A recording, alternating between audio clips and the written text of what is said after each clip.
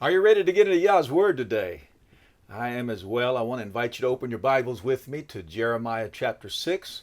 And we're going to begin with verse 16 in just a moment. And we're going to continue in the theme, returning to the ancient paths. And my emphasis today is if you're a believer in Yeshua, then Bible culture is your culture. It should be your way of life. What's in the Bible, the directions, the instructions, should inform our way of life. Let's pick up with verse 16 of Jeremiah chapter 6. It says, "Thus said Yah, stand in the ways and see, and ask for the old paths, where the good way is, and walk in it, and find rest for yourselves." I read another translation that says, stand in the crossroads. And I find that interesting because the crossroads is a place of decision making. You have to decide which path you're going to take. And really, when you think about those of us who are believers, we have to decide which path we're going to take. Whether we're going to walk in the ways of Torah and firmly plant ourselves in the ways of Elohim, or whether we're going to allow ourselves to be influenced by the ways of the world, or by the ways of mixed up religion, or by modern culture. And so obviously Yah is calling Yehudah back to him, back to Torah, and he wants the house of Yehudah to establish itself in the ways of Torah, to ask for the ancient paths where the good way is, and to walk in it to find rest for themselves. When I read all of those things together, I immediately think of Yeshua, who is the way. He exemplified the way of Elohim. He lived perfectly in the lifestyle of Torah. He never transgressed the Torah. And when he called his taught ones, he said, follow me. Follow me in my lifestyle. Follow me in my example. Follow me in the ways of Elohim. And if you'll do that, you'll find rest for yourselves. It goes on to say, but they said, we do not walk in it. We're not going to walk in it. We're going to go our own way, our own path. And I raised up watchmen over you and said, listen to a voice of a shofar. In other words, listen to the charge, the call to teshuvah, to turn back to me and to walk in my ways. But they said, we do not listen. We're not going to listen to the shofar. We're not going to listen to the call to teshuvah. Therefore hear, you nations, and know, O congregation, what is upon them. Judgment is coming upon them. Hear, O earth, see, I am bringing evil upon this people, even the fruit of their thoughts, because they have not listened to my words, nor my Torah, and they rejected it. And so judgment came upon Yehudah because they refused to ask for the ancient paths and find the good way and walk in it. Let's go over to Jeremiah chapter 18 and we'll read a little bit further on this. Jeremiah chapter 18, beginning with verse 11, it says, and now speak to the men of Yehudah and to the inhabitants of Jerusalem, saying, thus said Yah, see, I am forming evil and devising a plan against you. Return now every one from his evil way, and make your ways and your deeds good. He's giving them another opportunity to turn back to him and follow his ways of Torah. But they shall say, it is no use. No use for you to say these things to us. We're not listening. For we walk according to our own plans. And we do each one the stubbornness of his evil heart. We're not going to follow in your ways. We're going to do what we want to do. Therefore, thus said Yah, Ask now among the nations, who has heard the like of this? The maiden of Israel has done what is most horrible. Does the snow of Lebanon cease from the rock of the field, or the cool flowing waters from afar dry up? But my people have forgotten me. They have burned incense to what is false, and they have stumbled from their ways, from the ancient paths, to walk in bypaths and not on a highway, to make their land become a ruin, a hissing forever. Everyone who passes by it is appalled and shakes his head. I shall scatter them as with an east wind before the enemy. I shall show them the back and not the face in the day of their calamity. And so Yehudah would not listen. Yehudah wanted to do what Yehudah wanted to do and was stubborn and resistant. And because of that, judgment came upon them. They refused to walk in the ancient paths where the good way is. And because of that, judgment came upon them. All right, now let's go over to Jeremiah chapter 31. We're going to begin with verse 31. And this is going to speak about the new covenant. I'm going to bring all this into something that we can relate to as it relates to our belief in Yeshua and the covenant that we have with the Father through him. Jeremiah 31:31. We're talking today about Bible culture. They refused to walk in the ways of Yah. They refused to walk in the culture defined by Torah, the way of living, the way of life. They didn't want it. They wanted their own way. They wanted the ways of the world. They wanted the ways of mixed up religion. They wanted the ways of modern culture, so to speak. They chose a different way, a different path, and they were judged because of it. So we're going to ask the question today, what paths are we choosing? Even as believers in Yeshua, are we still hanging on to mixed up religion? Are we still hanging on to the world? Are we allowing modern culture to shape our thoughts and our behaviors? Or have we decided that we want to be defined by Torah and walk in the ways of Elohim? All right, we're going to look at Jeremiah 31, beginning with verse 31. And this is talking about the new covenant. This is a prophecy concerning the new covenant.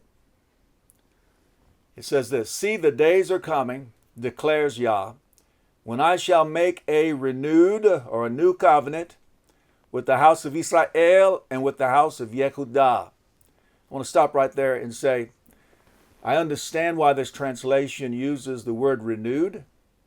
It's renewed in a couple of ways. It's renewed in the sense that it's with the same group of people.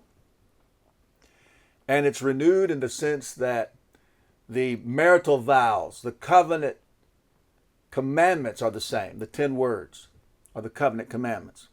But there is something new about the new covenant. The original covenant was defined by the phrase, "and you shall." And you shall put my words in your heart.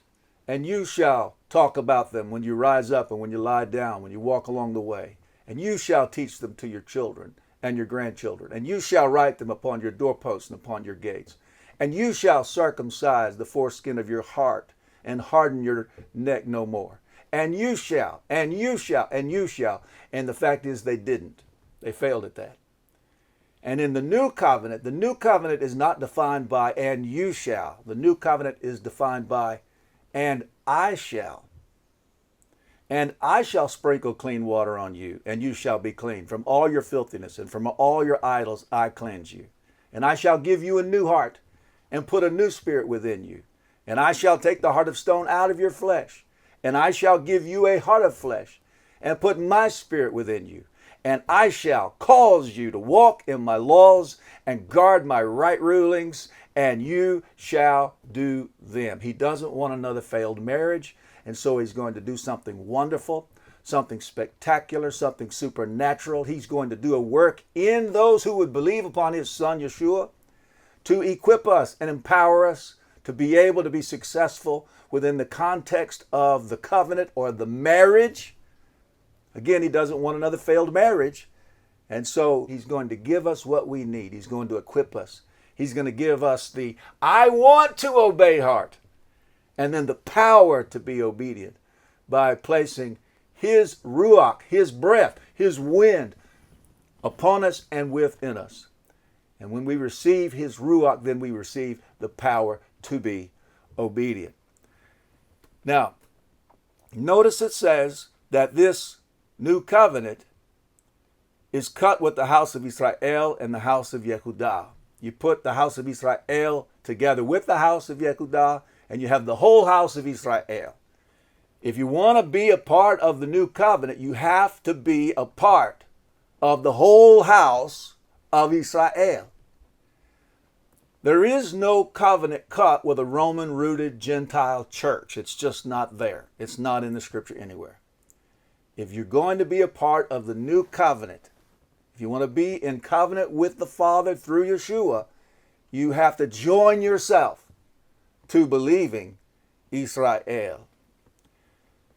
It says, not like the covenant I made with their fathers in the day when I strengthened their hand or took them by the hand to bring them out of the land of Mitzrayim, the land of Egypt, my covenant which they broke. See, we're not talking about the Torah, having some issue with the Torah. We're talking about the fact that the people disobeyed the Torah, disobeyed the covenant commandments. It says, my covenant which they broke, though I was a husband to them, declares Yah. And so the emphasis that I want to place on this passage is, if you're going to be in covenant with the Father, with Yah, through belief in Yeshua, then you're going to have to be connected with believing Israel. Not only are you going to have to be connected, but you get to be connected with believing Israel. And when you are connected with believing Israel, then every promise that has ever been made to Israel is made to you. Every benefit, every blessing, every covenant you share in. Hallelujah. And the Bible culture then becomes your culture. Hallelujah. Now, you may say, well, that's, in the original Hebrew scriptures, and I live out of that portion in the back of the book. I understand what you're saying. Go with me over to Hebrews chapter 8. And we're going to begin with verse 6. It says, but now he has obtained a more excellent service, speaking of Yeshua, inasmuch as he is also mediator. Yeshua is the mediator of a better covenant, which was constituted on better promises. It's a better covenant because it has better promises. And what are the better promises? The better promises have to do with how Yah deals with those who enter into covenant with him through belief in his Son. The better promises pertain to all of the things that Yah has promised to do for us and give to us so that we can be successful within the context of the marriage covenant. Hallelujah. That's what makes it better. In other words, it's not and you shall and you shall and you shall, but it's and I shall and I shall and I shall. And because of all of those things that he does for us, then we are able to love him the way he wants to be loved, and that's through obedience. For if that first covenant or marriage arrangement had been faultless, then no place would have been sought for a second. So if they hadn't failed in that first one, then there wouldn't be a need for a second one. Verse 8, for finding fault with them, with the people, because they disobeyed, Now, this is a quotation of Yirmiyahu, what we just read in Jeremiah 31:31 and following. For finding fault with them, he says, see, the days are coming, says Yah, when I shall conclude with the house of Israel and with the house of Yehudah a renewed or a new covenant, not according to the covenant that I made with their fathers in the day when I took them by the hand to lead them out of the land of Mitzrayim, because they did not continue in my covenant. In other words, they disobeyed the covenant commandments. And I disregarded them, says Yah, because this is the covenant that I shall make with the house of Israel, speaking of the whole house of Israel, after those days, says Yah, giving my laws in their mind. I'm going to put my Torah, my laws, in their minds so that they can think about how they could love me through obedience. And I shall write them on their hearts. In other words, I'm going to internalize the Torah.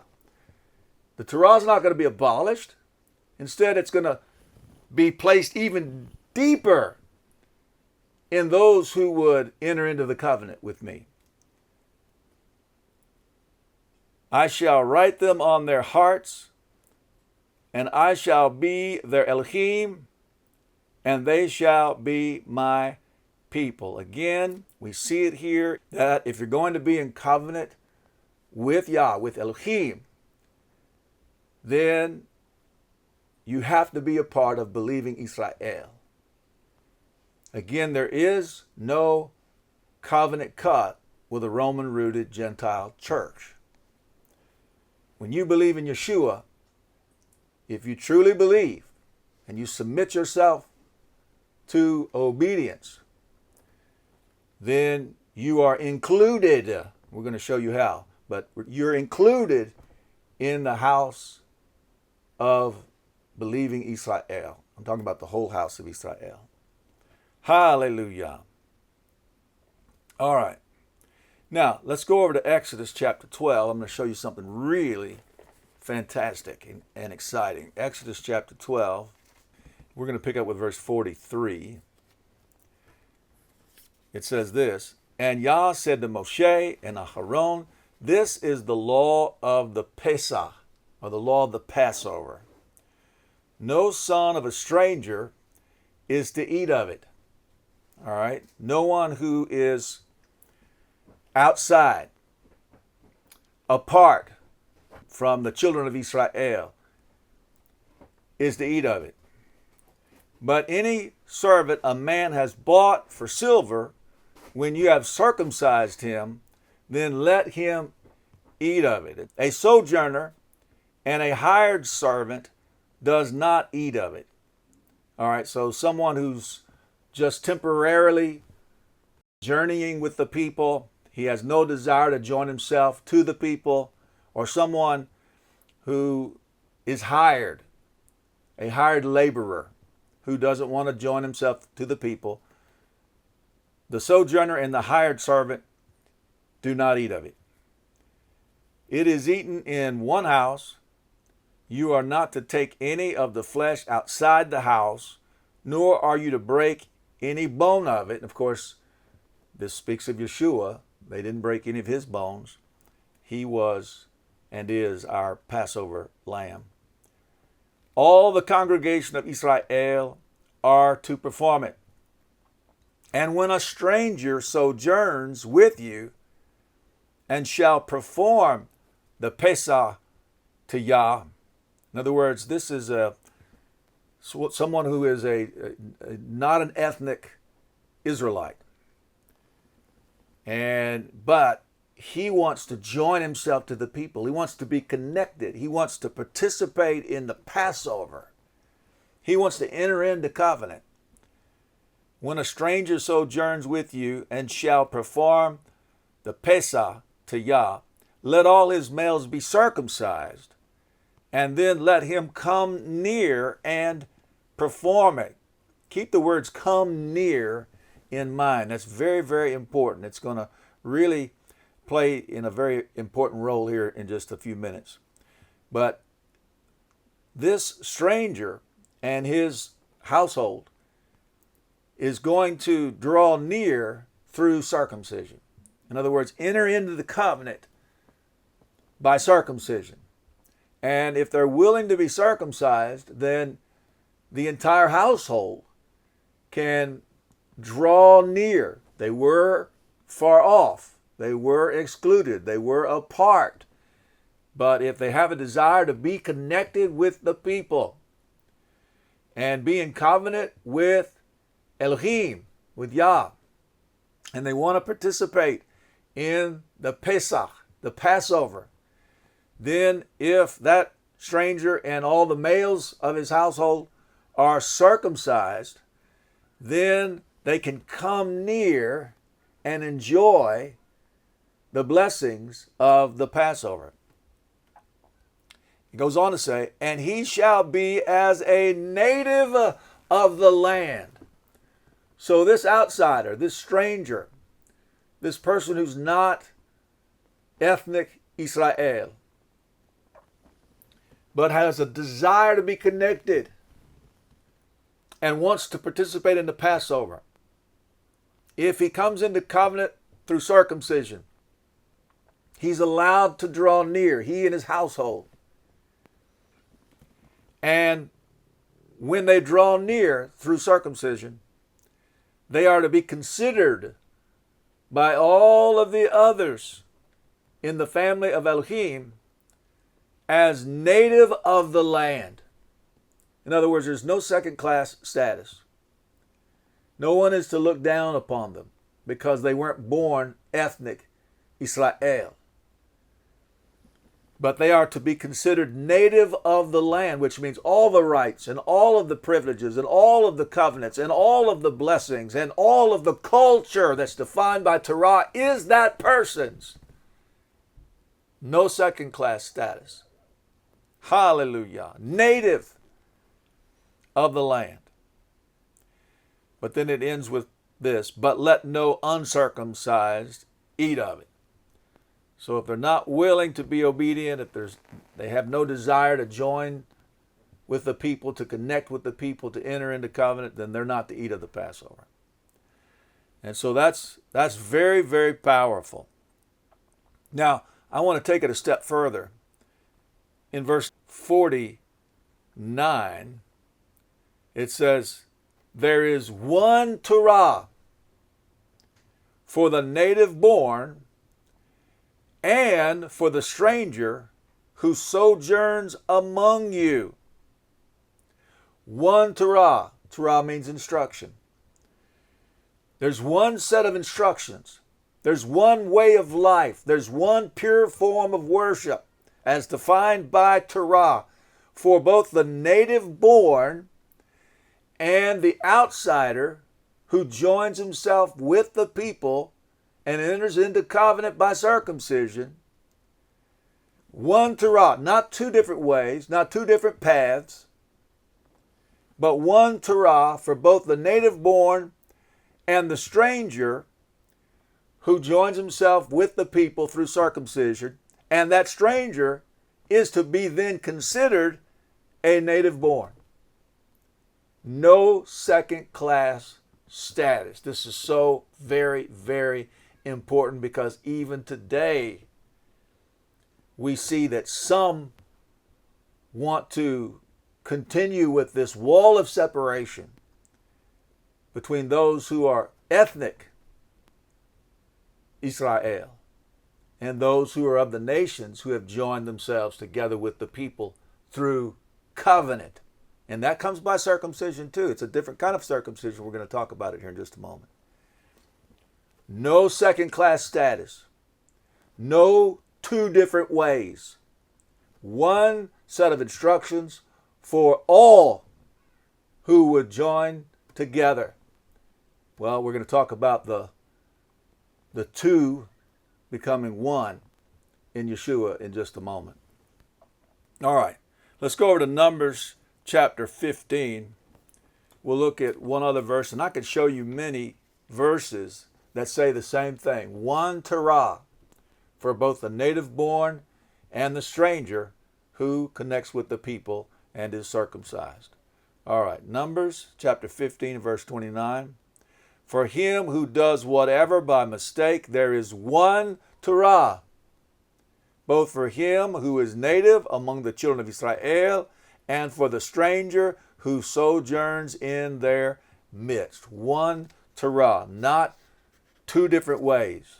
Yeshua didn't say, I'm one way for the ethnic Israelites or the ethnic Jews, but I'm another way for the nations who have believed upon me. No, he said, I am the way. That's one way. I am the way. By the way, he exemplified obedience to the Torah. I am the way, the truth, and the life. No man comes to the Father except by me. All right. Now, from Numbers chapter 15, we want to go to Ephesians chapter 2. And we'll pick up with verse 11.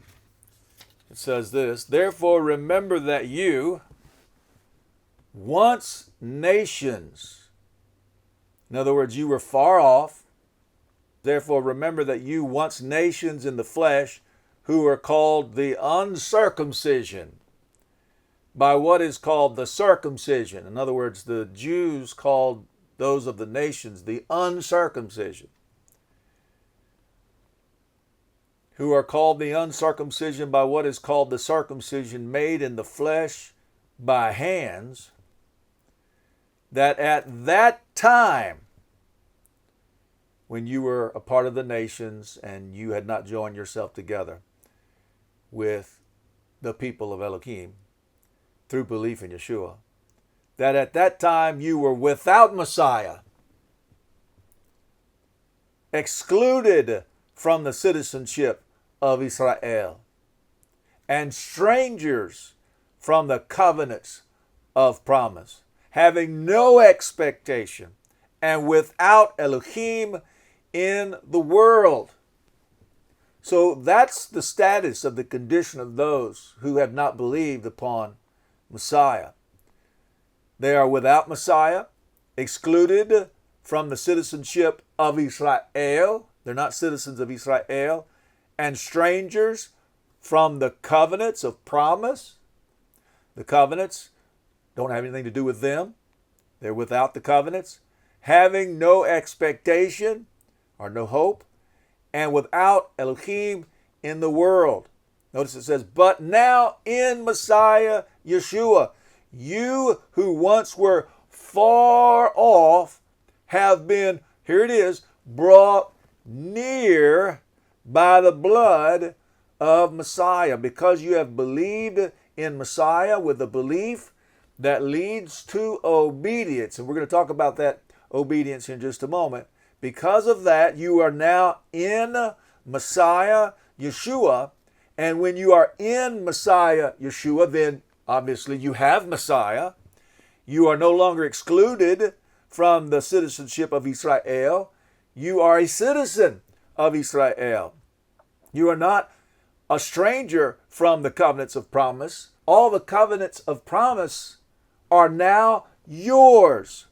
Having expectation or having hope, your heart, your life filled with hope, and you have Elohim as your Father. So things have radically changed. You are now a citizen of Israel because you have believed in Yeshua. It says, but now in Messiah Yeshua, you who once were far off, like that stranger who had been far off, you who once were far off have been brought near by the blood of Messiah. Remember the Torah of the Pesach, that the stranger, if he and all the males of his household would undergo circumcision, then they could draw near. They could come near and enjoy the benefits and the blessings of the Passover. That's what we're seeing here. We're seeing the exact same dynamic here. Through belief in Messiah Yeshua, those who are far off can come near. It says, for he is our peace. Yeshua is our peace, who has made both one. Both the native born and the stranger have become one. Again, no second class status. And the stranger who had been far off is now near. He's now a citizen of Israel. He now possesses the covenants of promise. And he has the status of a native born. Hallelujah. For he is our peace, who has made both one. And so let's go over to verse 17. And having come, he brought as good news peace to you who were far off, and peace to those near. So when Yeshua came, his message, his good news, was a message of peace through belief in him to you who were far off, to the stranger, and peace to those near, to ethnic Israel. Because through him we both have access to the Father by one Spirit. We don't have first class and second class access, but both groups have the same access to the Father by one Spirit, by one breath, Ruach, the Spirit of Elohim. Hallelujah. Now, let's go over to Colossians chapter 2, and we're going to tie in circumcision. Colossians chapter 2, beginning with verse 11. It says, in him, in Yeshua, through belief in Yeshua, you were also circumcised with a circumcision not made with hands, in the putting off of the body of the sins of the flesh by the circumcision of Messiah.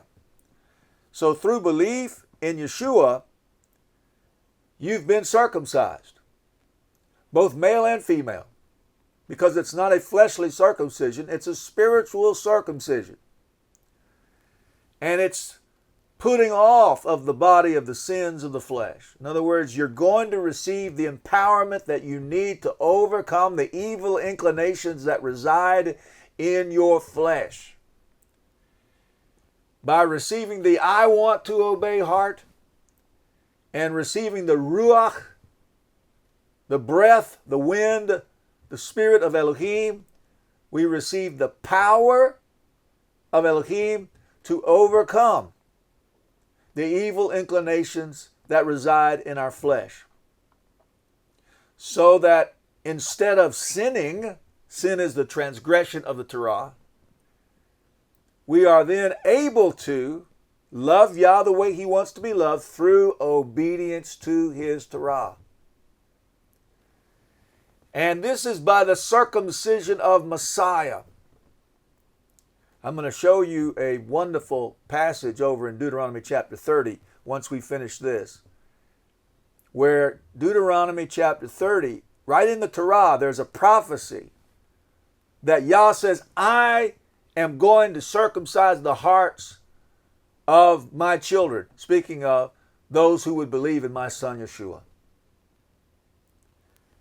And that is what we're reading about here in Colossians chapter 2. It's the fulfillment of that prophecy. Let's read it again. In him you were also circumcised with a circumcision not made with hands, it's not in the flesh, in the putting off of the body of the sins of the flesh, by the circumcision of Messiah. So Messiah is the circumciser. We're circumcised through our belief in Messiah Yeshua. Having been buried with him in immersion. It takes place at the point of immersion, water immersion. You die to your sin and to your flesh, and you're buried with Yeshua in immersion. That water is a tomb, but it's also a womb. So you go down in that water, that old man dies, and you're then raised with Yeshua, just as Yeshua was raised from the dead. It says, in which you also were raised with him through the belief in the working of Elohim, who raised him from the dead. And so just as when a baby is being born, the water is broken, and then the baby will come soon after that. Then after you die to sin, and you're buried with Yeshua in the tomb, then you break forth through the water, and you're raised up to walk in newness of life. Hallelujah. So this circumcision of Messiah takes place at water immersion. Now, let's go over to Deuteronomy chapter 30 and look at that prophecy that I mentioned just a moment ago. Deuteronomy chapter 30, beginning with verse 6. Notice what it says here. And Yah, your Elohim, shall circumcise your heart and the heart of your seed, the heart of your children. Notice, to love Yah, your Elohim, with all your heart and with all your being, so that you might live. So in Deuteronomy chapter 10 and verse 16, let's just turn there real quick. I'm going to show you the difference between the two covenants. The original covenant is defined by, and you shall. The new covenant is defined by, and I shall, as it pertains to circumcision. Look at this. Deuteronomy chapter 10, verse 16.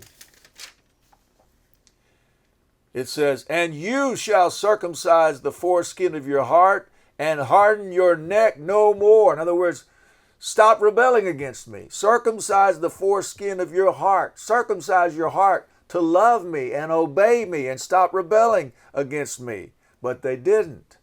And then over in Deuteronomy 30, we see a very wonderful and powerful prophecy in Torah.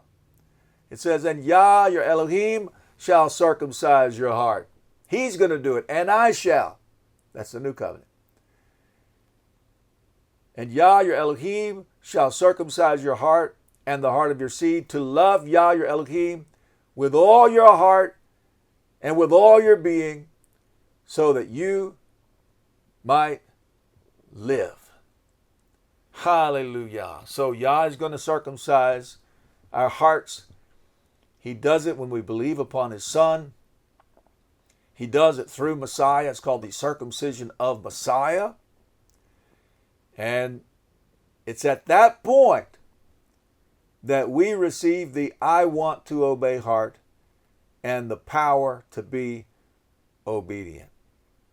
Hallelujah. All right.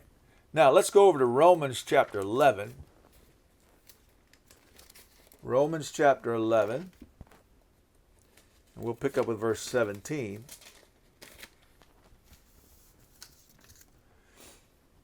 We're talking about Bible culture being the culture of the believer in Yeshua. If you don't understand what I'm talking about today, that you have been connected with the people of Yah, that every promise that has ever been made to Israel is a promise made to you because you're a part of believing Israel. That every covenant made to Israel is a covenant that belongs to you because you're a part of believing Israel. That all of this that we read, this wonderful culture that's in the scripture defined by Torah, is our culture. In other words, what's foreign to us after we believe in Yeshua is the culture of the world. What is foreign to us as believers in Yeshua is all that mixed up religion. What's foreign to us are the pagan days and the pagan ways. What's foreign to us as believers in Yeshua are all of the cultural things of this world. The way the world dresses and speaks and acts. The places the world goes to. Those things are foreign to us. What is native to us, what is real to us, is this wonderful culture that we read in the Bible. The Torah defines the culture for the believer, our way of life. Yeshua lived it out perfectly before us. He set the perfect example of Torah obedience. And he said, follow me. And so we are to walk with him in that obedience. He's not coming back for a foreign bride. How can two walk together unless they be agreed? He's coming back for his bride who knows his ways and walks in his ways and follows his lead, because he is following the lead of his Father. He's walking in the ways of his Father. He's showing us the way. He's not only showing us the way, he said, I am the way. So we're looking at Bible culture. We're here in Romans chapter 11, starting with verse 17. It says this, and if some of the branches were broken off, and you, being a wild olive tree, have been grafted in among them. You're included in believing Israel, and came to share the root and the fatness of the olive tree. As a believer in Yeshua, if you look down at your root is the root of believing Israel.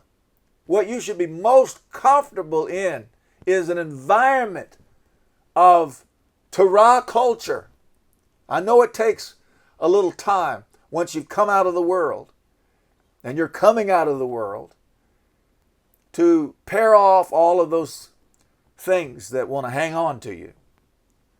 And the Greco-Roman mindset and the ways of the West and all of that. But what is going to be at rest and peace in your spirit is that you live according to the culture that you've inherited. A young child that's adopted into a family, over time, adopts all of the culture of that family. And as you read the scripture and as you meditate in the Torah, you're going to discover the ways of Yah, the ancient paths where the good way is. And Yah says, walk in that. Let Torah define your lifestyle. Live according to my word. And so if you're a believer in Yeshua, you look down and what do you see? You see a root. Where did that root come from? Did it come from Greece? Did it come from Rome? Is it the root of the world? Is it the root of modern culture? No, it is the root of believing Israel. And you share in that root, and you share in that fatness, the sweetness, the nourishment, the life of the olive tree. Goes on to say, do not boast against the branches. In other words, those branches that are broken off. Don't be proud and arrogant. And if you boast, remember, you do not bear the root, but the root bears you. In other words, you can't make the root go some different way, take a different path. Some people will come into some level of understanding of Torah. It's usually very superficial, but they want to drag in all this stuff from the world. They want to drag in their misunderstandings from mixed up religion. You can't make the root do what you want it to do. You don't bear the root. The root bears you. You shall say then, the branches were broken off that I might be grafted in. Good. In other words, that's right. By unbelief they were broken off, and you stand by belief. Do not be arrogant, but fear. For if Elohim did not spare the natural branches, he might not spare you either. See then the kindness and sharpness of Elohim on those who fell sharpness, but toward you kindness, if you continue in his kindness. Otherwise, you also shall be cut off. And they also, if they do not continue in unbelief, shall be grafted in. For Elohim is able to graft them in again. For if you were cut out of the olive tree, which is wild by nature, and were grafted contrary to nature into a good olive tree. See, you have been included into something that existed before you believed. Believing Israel. And then you believed and you were included. You were adopted. Not as a second-class citizen, but as a native born, because you believed unto obedience. If you've been water immersed, if you've been circumcised by Messiah, if you've received that I want to obey heart and the power to be obedient, then you have been grafted in, included. And the richness of believing Israel, that root, is yours. And all that was there before you believed is now yours. You are a citizen of believing Israel. The covenants of promise are yours. The blessings are yours. It's so wonderful. For if you were cut out of the olive tree, which is wild by nature, and were grafted contrary to nature into a good olive tree, how much more shall these who are the natural branches be grafted into their own olive tree? And so we don't become proud and arrogant and boast against the branches that were broken off. Instead, we are humble and we let our light shine and we pray that they will be grafted in. All right, let's go over to Romans chapter 2, beginning with verse 17. Again, we're talking about Bible culture being our culture when we are believers in Yeshua.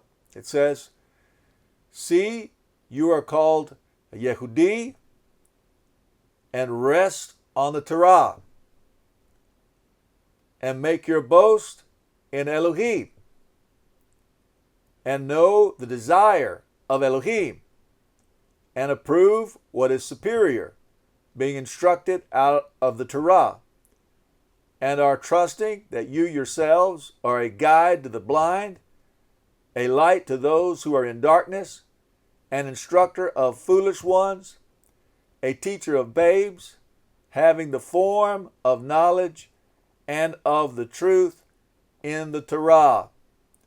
So this is Shaul speaking to the Jews. Now he's going to continue on and he's going to build a case against them that they are transgressing the Torah. But he's saying that these things, these benefits have been yours. But I want you to see from this list of things, as a believer in Yeshua, they're now yours. If you have been obedient, you've submitted to water immersion, you've had the circumcision of Messiah, you have the I want to obey heart and the power to be obedient. These things are yours. You've been grafted in. Again, it says you rest on the Torah. The Torah is yours. If you're a true believer, the Torah is yours. And you should love the Torah, the instructions of our Creator, and make your boast in Elohim. We praise our Elohim. We are so grateful and thankful that we are close to Him, walking in His ways. And know the desire of Elohim. We know the desire of Elohim because we read His Word. We know what His desire is. And approve what is superior. The superior way is the way of Torah. And that is your way if you're a true believer in Yeshua. Being instructed out of the Torah. When you believe in Yeshua, the instruction doesn't stop. When you believe in Yeshua, the instruction begins. And are trusting that you yourself are a guide to the blind. Yeshua said, you are the light of the world, a light to those who are in darkness, an instructor of foolish ones. The Torah says that the Torah is our wisdom and our understanding. A teacher of babes, having the form of knowledge and of the truth in the Torah. Psalm 119 says that the Torah is truth. All right, now let's go to Romans 9. Let's read a little bit more about this culture that is ours. Romans 9, beginning with verse 3. For I myself could have wished to be banished from Messiah for the sake of my brothers, my relatives, according to the flesh. This is Shaul speaking about the passion that he has to see his Jewish brethren come to believe upon Yeshua. He's talking about them, and he says, who are the children of Israel. Well, anytime there's a list of blessings that are for the children of Israel, you, as a true believer, are now a child of Israel, of Yaakov. It says, who are the children of Israel, to whom is the adoption. They were adopted. And you are adopted. You've become a part of the family of Elohim. They were chosen, and you are chosen. And the esteem. And the covenants. The covenants are yours. And the giving of the Torah. Well, the giving of the Torah came to the children of Israel, and now you are one who possesses the Torah. And the worship.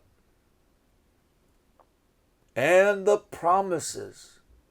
All of the promises of Elohim are yes and amen in Yeshua Messiah. Whose are the fathers? Abraham, Isaac, and Yaakov. They're your kinfolks. You're part of the family.